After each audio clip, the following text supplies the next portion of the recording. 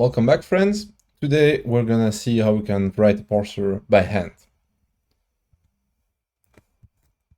So, last time we saw, well, actually last two times, we saw what a language was, so a set of sentences. A grammar is the formal definition of a language using a notation, and a parser is a program that recognizes a sentence in language and extracts a syntax tree from this sentence. So a sentence could be like a file of source code. And we define that the parsing tool is the tool that you're going to use that is going to create or run the parser. So we also define the notion of formalism, grammar formalism, and we briefly named two formalism, context-free grammars, parsing expression grammars. What we're going to do today is related to parsing expression grammars in particular. And we also presented two notations, the BNF notation or eBNF notation, and the PEG notation. We used as an example so far the JSON grammar. I'm not going to say anything more about that. I think you can check it out. In this video, I'm going to show you how to write a parser by hand, and so I'm going to actually code the parser in this video. We're not going to use any parsing tool, so by hand means you're just going to fire up the IDE, write some code, and run it and check that it actually works. We're also going to have some comments after that, which are going to be about how what we did relates to the parsing expression grammar formalism. And with that, let's get into it. Well, but first, a few general principles, a plan, if you will, of what I'm going to try to do. So I want to write one function per symbol. So a symbol would be a non-terminal or a terminal, right? Those things here and those things in red. Ooh, I got a little bit too far. So the input is going to be modeled as a character array. Actually, it's going to be modeled as a string in Java, because we're going to write in Java. The current input position is globally accessible, so every function can read and write the position pointer. As we will see, this position pointer is a big part of implementing this parser. When we call a function, that's going to be take the position, the current position, and see if at that position I can match something that is denoted by the symbol. So if I have a function to parse, say, an array, and I'm at position 3, is there at position 3 in the input something that looks like an array? Okay. The function can then do two things. Either it does match the array, for instance, then it will return true, and it will update the input to point past the array, after the array. Or it will not match an array, maybe because there's no array, there is a string literal or something like that. Then it will return false, and it will make sure that the position pointer is the same as it was before the function got called. So if the function gets called at position 3 and it returns false, the position should still be 3 after the function returns. That is the big guarantee that we have to enforce. So all function must not touch the position pointer if they do not match, meaning they return false. And let's get into it. Okay, so now I'm in IntelliJ IDEA, and I'm gonna walk through some of the code I've written here as setup, and then we're gonna get right in the parser. So we have our input. This is the same example that we've been using in the course so far, so there's absolutely no surprise there. Then we have the main function, and so this is in a class because it's in Java, right? In the main function, I just create an instance of the class, passing it the input. So this is going to just assign the input to a local variable here. Then we call the parse value function. Remember that what we're looking for when we parse JSON is a value. And as we said before, if this function returns true, it means that it has matched a value there. And so we're gonna print success, otherwise print failure. So as I said, we create an instance of the parser. This has two fields, an input, which is immutable, and a position, which says where we are looking in the input. So we're also only writing the parser part, and so we're not writing the lexical part. So I've wrote a couple of functions. These are horrible functions, very inefficient, but very fast to write. And these functions take care of parsing the tokens. So we can parse a string literal, we can parse a number, we can parse a single character, and this will be used for brackets, colons, commas, and things like that. And as you can also see, there's a skip white space function. And this just skips any white space, so spaces and new lines that appear after a token. Very simple. Okay, so what we want to do is here. This is our grammar from before, so this is what we're trying to implement. And I already put the signature of every function I want to implement, as well as the relevant part of the grammar as a comment. Okay, so let's briefly review them. Parse value, we're gonna parse the value, a JSON value. Parse object is for the object. Then we have parse pairs, right? Because in object, we want to parse this part here. And we need to make a separate function because it's an optional expression, okay? So we're gonna do it a bit like the BNF grammar. If you remember, that one had everything broken down so that only choices could appear and all these symbols like optionality and repetition would not appear. This is sort of the approach that we're going to be following here. So parse pairs are going to be responsible for this part. So this is parse pair, which matches a single pair that comes from here. But then this part here is going to get his own rule as well. But parse pair tails, tails because it's like a comma and then some pair, and it's a repetition. Then parse array, there's no surprise there. And then parse values and parse value tail. So this is exactly the same principle as parse pair and parse pair tails. Okay, let's start, and we're gonna start from the top. So here we basically want to match one of the four things there. So this one is actually very simple to write. It suffices to write this, and I'm gonna write it, and I'm gonna explain why it's so simple.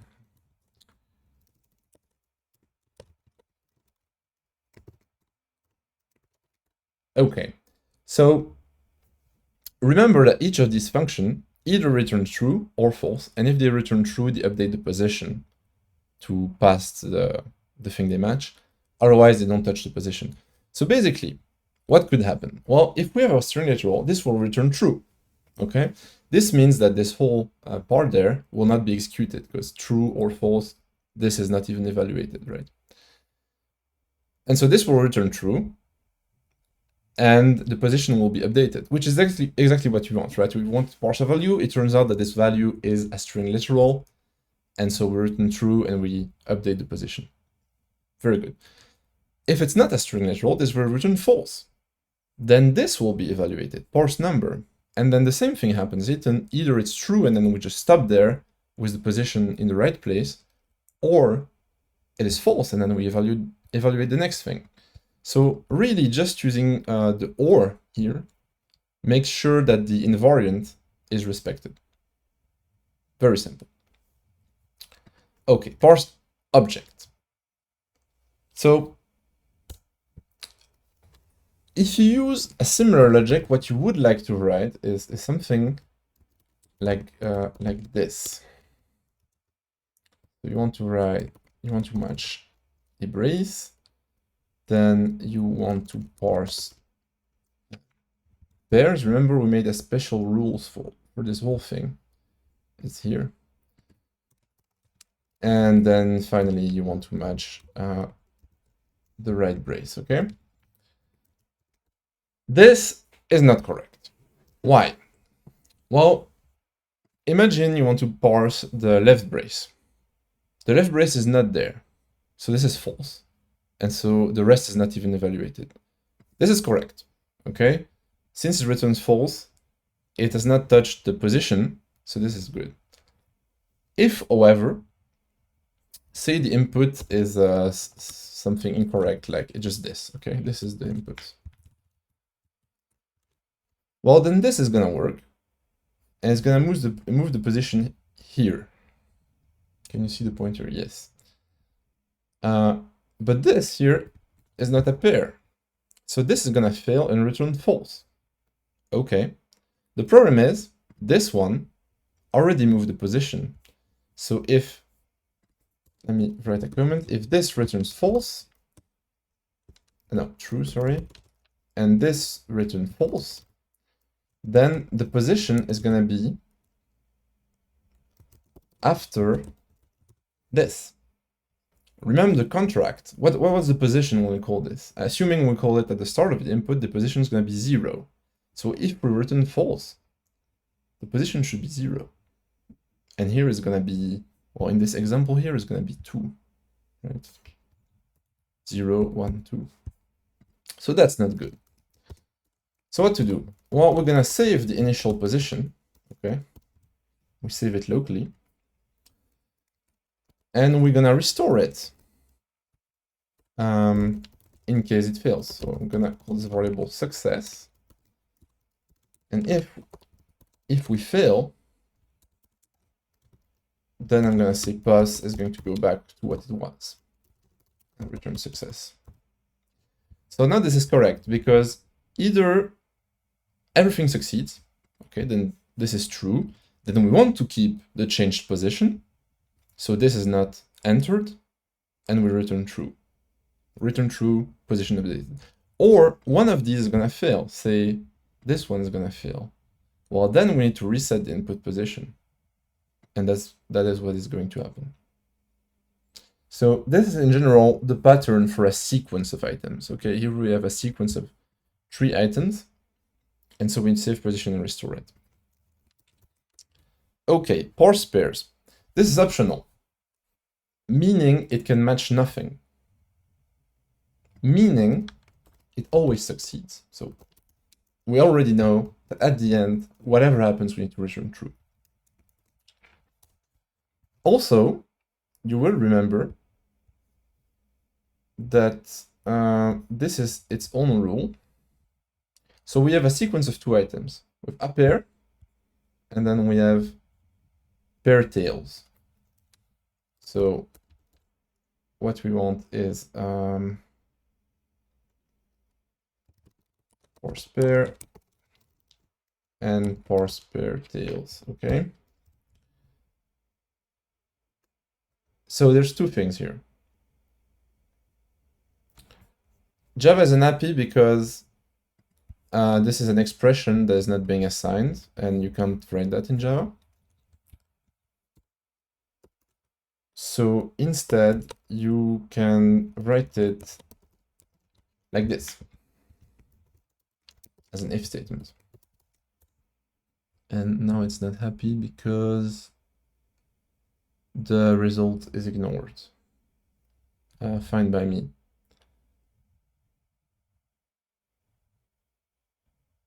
So here you might think, wait a second, this is a sequence, okay? One item, another item.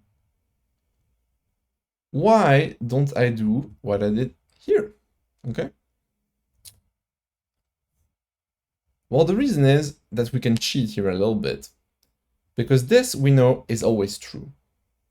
It's always true, yes, because it's a repetition of 0 or more. So similar to the integration mark, we know that this always returns true. So either this returns false, the position does not change, or will return true, or it succeeds, and this always succeeds no matter what. So actually, no, I was going to say something Dumb. Okay, so this is the correct implementation for it. Right, let's move on to pair. Now this is a classical sequence. So let's just be lazy and copy this here. And we just need to change the items that are being parsed. So we want to parse a string literal, then want to parse a character, colon, then want to parse a value. So as you can see here, we're already doing recursion because we're coming back there. And that does look correct to me. Okay, very easy. Now we need to parse this expression here. So this is a repetition. So there's two ways you can do it. You could do it like it was done in the BNF grammar, which used recursion. Completely valid way to do it. I'm going to do it with a loop because I think it's a bit clearer that way. But recursion is not wrong. By the way, there are some people that say, oh, you can't use recursion in Java because the stack size is bounded. And in truth, you can't if you're going to go super deep in a parser. You should never go that deep. There's enough space. So normally that's not an issue. But here we use a while loop, so we're safe anyway. Okay, so I like to use just true in my while loops when I start, and then if I can rewrite them with a better expression, I'll do that later. So we want to parse a comma. Okay, let's just write it like this first, and I want to parse, what was it? A pair. This is a sequence. So what we should do is something like what we did above. So save the initial position. Or maybe we can just literally do the same thing. Let's see.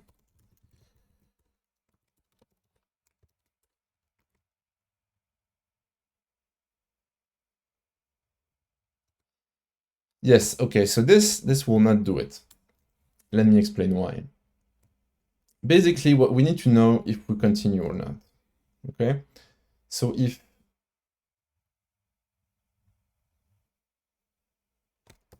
one of these things fails, we need to reset the position. And we need to exit. So exit is going to be return true because it's a repetition. So at some point, one repetition will fail because there isn't an infinity of repetition. At that point, we need to make sure we reset to the position at the start of the repetition, right? So if you have an input that is X, Y, Z, and then, I don't know, star, star, star.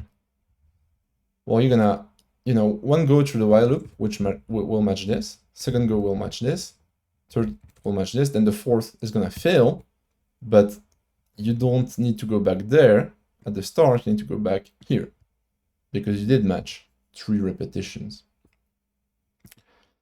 So that's why this is in the loop. Okay, so this looks correct. So I actually did this exercise before, right? Now I'm just redoing it. So it's not how I implemented last time. That's why I'm a bit thoughtful. But it does look correct. If this succeeds and this succeeds, then we just continue. Everything's fine. If this fails, well, we reset. We don't even need to reset, but we do it anyway. And if this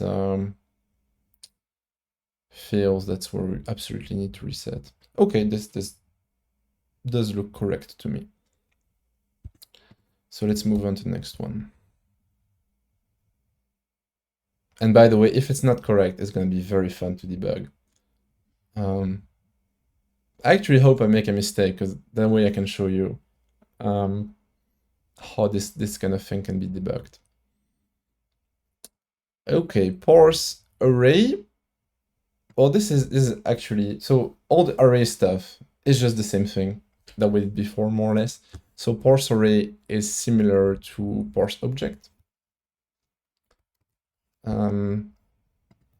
Except that instead of using braces, we use brackets. And instead of parsing pairs, we parse values with a S. Yes. So parse values is the same as parse pairs.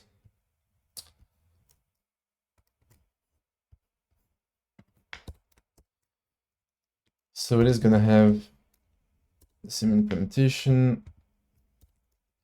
Of course, we'll need to change the functions. What was it? Value tails.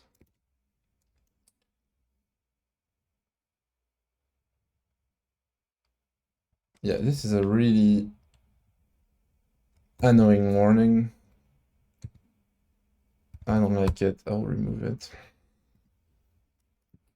I try to get rid of warnings. You should too. It's a good practice, but IntelliJ is very zealous, and ignoring a return value is something I do all the time. It's really not that bad. Okay, then we just left with this one, which is a repetition, so it's gonna be the same thing as this.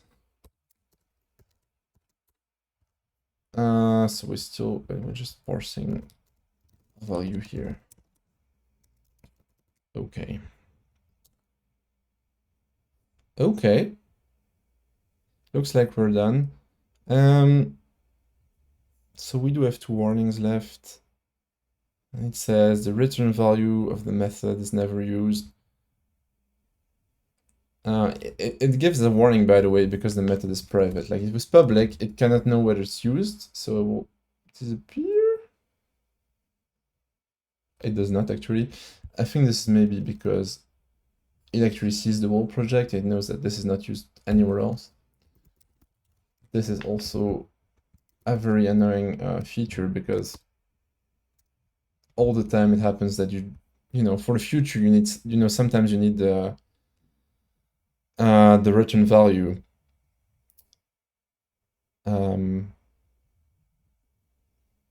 So just get rid of this one as well. Okay. Well, it's time for the grid test. I have no idea if it's gonna work, because typically you always do at least a small snafu. So suspense. It actually worked. By the way, this is just a recognizer, okay? So we don't generate a parse tree, so it's easy. Sometimes you will make a mistake, okay? And it will look like it worked, but you're not sure, you know, because if I make a mistake and I just, what could I do? Like, if for some reason I've written return true here, you know? Well, I also succeeds, right? Even though I haven't parsed anything. One thing we can do to see if we did indeed succeed is see if the input position did go to the end. So what I'm gonna do is put a breakpoint here. I'm gonna use debug. Waiting. So, okay, it succeeds. Wow. This is a very small screen. Let me get rid of this old stuff. Okay, so what is interesting to us is the parser. We can see that the input position is 315, and we can see that the input. And you have the watches here, and I want to know how long the input is, and normally that will be 315. Yes.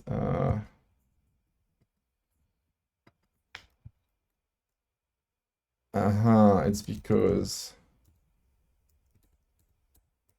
Will it let me do that? Because input is private. Yes, okay, it is. It is nice, it will let me do it. Okay, so we see that indeed we did go to the end of the input, so I'm confident that this works correctly.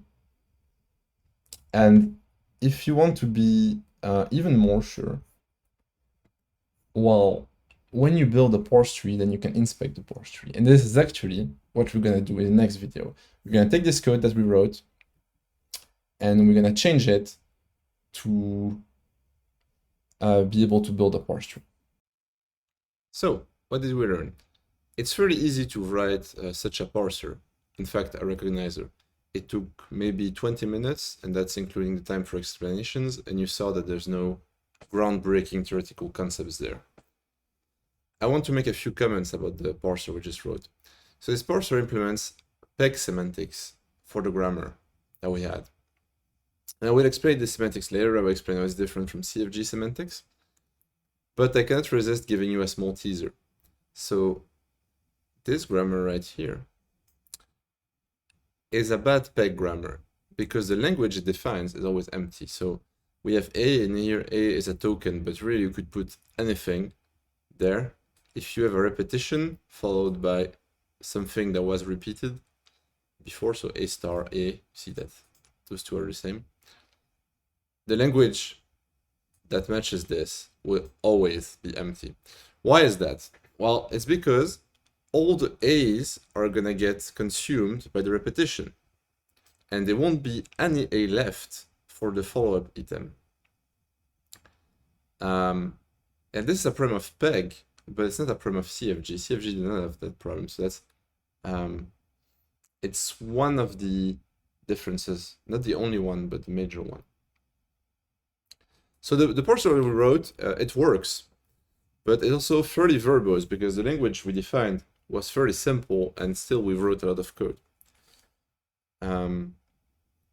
It also doesn't have any features that we would like it to have. So it's difficult to debug, it doesn't have any error reporting, so if it fails, it just says that it fails. It does not say where it failed, at which input position it failed, or it does not give us any help, basically. And that's quite important because the devil is in the details. So in my experience of implementing parsers, it's really easy to write a simple parser, we just did it.